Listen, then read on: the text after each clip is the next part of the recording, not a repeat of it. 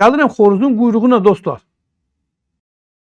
Türkiyənin Nəqliyyat və İnfrastruktur Nazirliyinə istinadən Report xəbər verir ki, Türkiyənin Nəqliyyat və İnfrastruktur Naziri Abdülkadir Uraloğlu bildirib. Transxəzər beynəlxalq nəqliyyat marşrutu fikir verin ha.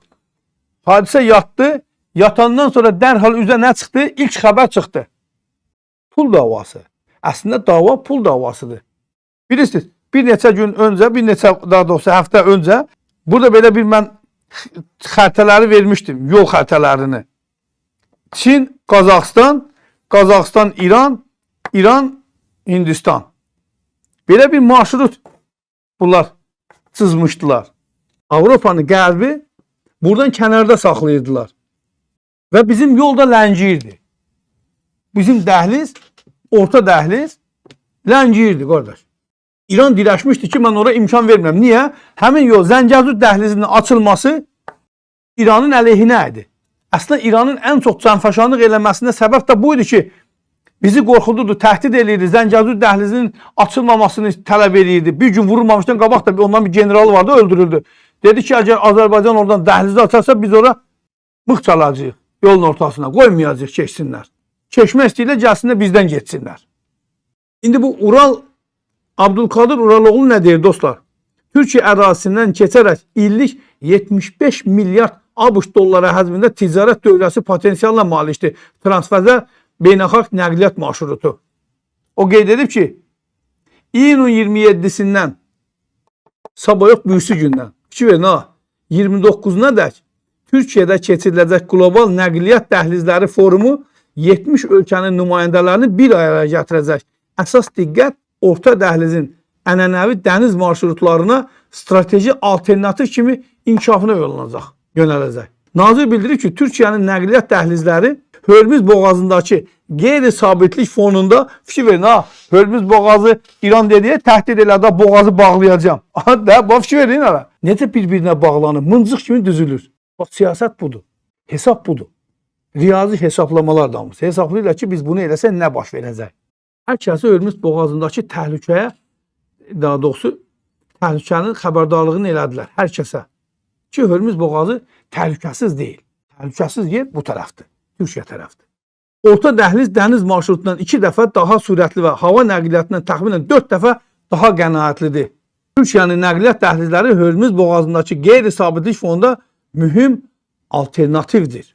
Özəlliyə bax, mən ki, həvəşə deyirəm, amma bizim bu yol işləyəcəkdir. Çünki Ələt yolunda Azərbaycan hökuməti milyardlarla vəsait xərcləyir. Bunu mən 2 ildir dayanmadan deyirəm. Və 2028-ci ildə inşallah bu Türkiyədə olan hissə bitəcəkdir. Və ona kimi də Azərbaycan da Ələtə qalan olan hissəni tam bitirəcəkdir. Yəni artıq hər şey hazır vəziyyətdə olacaqdır. Ola bilsin ki 2028-2029-cu ildə proses başlasın, hərəkət başlasın. O vurğulayıb ki, geosiyasi gərginlik, xüsusilə İran və İsrail arasında kəskinləşmə, qlobal logistika marşrutlarının şaxələndirilməsinin zəruriliyi bir daha təsdiqlədi. Əla, gözəl. Fikir verən müharibə kimlərə ziyan vurursa, kimlərə sizə xeyir verir. Burada təbii ki, Azərbaycan da odur, Türkiyə də odur. Türkiyə deyir ki, qardaş gördün, İsrail ilə İran arasında daim münaqişə var. Yəni oraya etibar eləmək olmaz. O bizim görüş filmi var, gəlir, arvadına deyir ki, o minəvvələ deyir ki, qonaqları yaxşı qarşılamazsa məni görsün, məni. Bax, həmən şey dindir. Alternativ yol istəyirsinizsə, Azərbaycanla Türkiyə deyir, qardaş, bizi görün, bizi. Alternativ yol bizi. Çünki bizdə təhlükəsizlik zəmanəti var. Amma İranda yoxdur. Çünki İran İsraillə əbədi və əzəli düşmən olacaqdır. Onların hər an müharibə eləmə ehtimalları var. Yəni sabah sənin qoyduğun milyardlar hamısı təhlükəyə düşəcək. Ona görə də qardaş gəlin bu yolu buradan keçək. Nazirin sözlərinə görə AK Parti hakimiyyəti dövründə kommunikasiya infrastrukturuna təxminən 300 milyard ABŞ dollar məbləğində investisiya yatırdı. Mərkəzində Türkiyənin olduğu orta dəhliz dəmir yolu ilə 21 ölkəni birbaşa birləşdirir və qlobal ticarətin mühüm həlqəsinə çevrilir. Əgər Süveyş kanalı ilə yük daşıması orta hesabla 35 gün, fikir verin ha, Süveyş kanalı ilə orta hesabla yük daşıma 35 gün, Ümid burnu ilə 45 gün çəkirsə, orta dəhliz ilə bu müddət 15 gündən az olacaq deyə Uraloğlu bildirib. Mən biləni 12 gündür. 12 gün.